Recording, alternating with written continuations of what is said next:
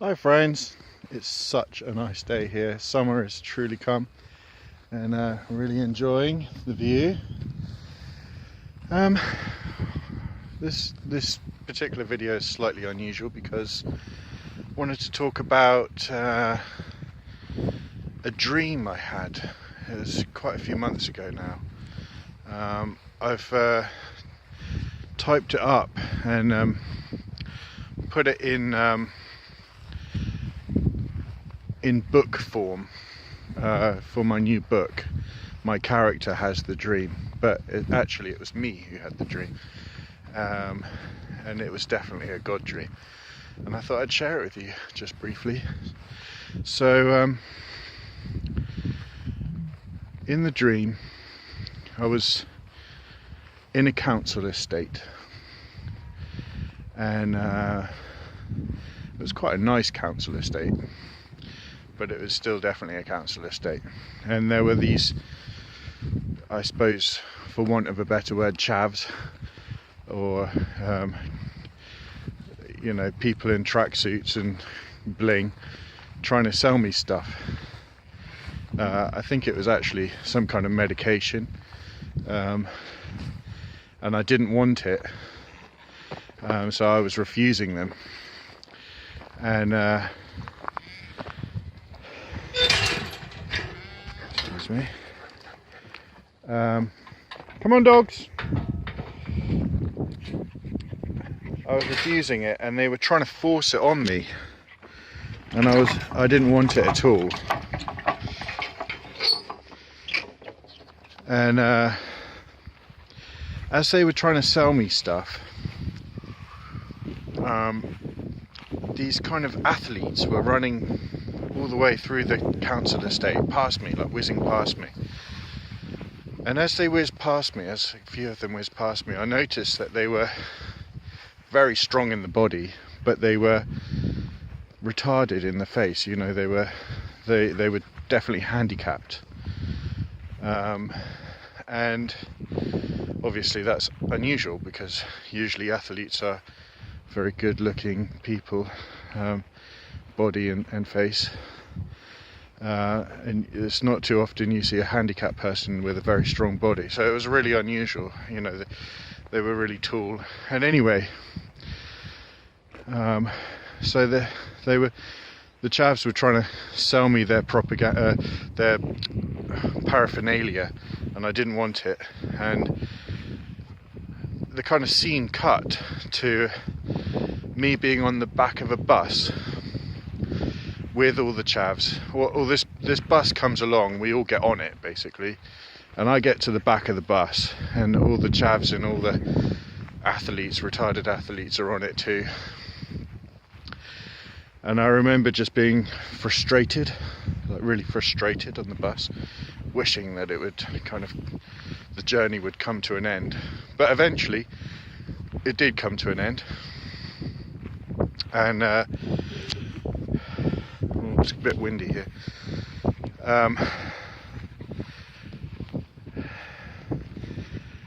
I was waiting to get off the bus in the dream, and I was waiting for all the athletes and the chavs to get off, and that was also frustrating. But eventually we all get off the bus, and it's like I come to like a massive, great big amphitheatre. I'm kind of looking down on it, and looking down on the amphitheatre, there's like podiums, like first, second and third, and the retarded athletes had all congregated and they were standing in the order they assumed they were, ready to receive their reward. And it was like my mind suddenly took a camera angle, and the camera angle kind of went over the top of the podiums and looking directly down. And as I was looking down, the kind of ground started to open up underneath the podium.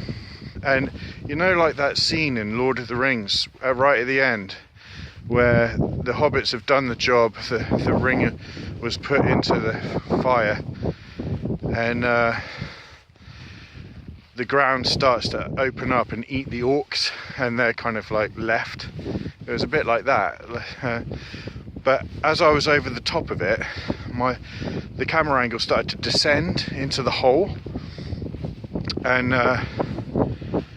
as the athletes were falling in, they transformed into like starving black African children, and they were being caught in these like shelves or like drawers that were being opened from the side of the hole, and they dropped in, and they were like packed like sardines, and they couldn't move or speak or anything because it was just so tight in there. And that was the end of the dream. And as soon as I woke up, I knew it was a God dream. And as soon as I woke up, he gave me the interpretation, which I'll share with you. So basically, the council estate was the world that we live in, or that I live in, that we all live in. And the chavs who were selling me stuff were, I don't know, businessmen and women of the world trying to push their stuff on me. And the retarded athletes, God let me know that they were people of this world who are strong in the body. You know, they eat healthily, they work out, they do all the things that are good for the body, but spiritually they're retarded. They're not even stupid, they're just completely handicapped because they're not even born again of the spirit. They're just totally retarded is the only word. Stunted, like dead, I suppose. Dead in the way that they're spiritually dead, and all they care about is the body. Then the bus was basically death. So everybody got on the bus, and I was right at the back of the bus. I think that symbolized some kind of like end times, you know, that these are the last days. And I was frustrated getting on the bus and off the bus because, well, in my own personal life, you know, to live is Christ, to die is gain. I can't wait to die. But it's frustrating for me in some kind of way to be here and be among people who hate Christ, you know, because he's just amazing to me. And it frustrates me that people don't get on the salvation bandwagon, you know.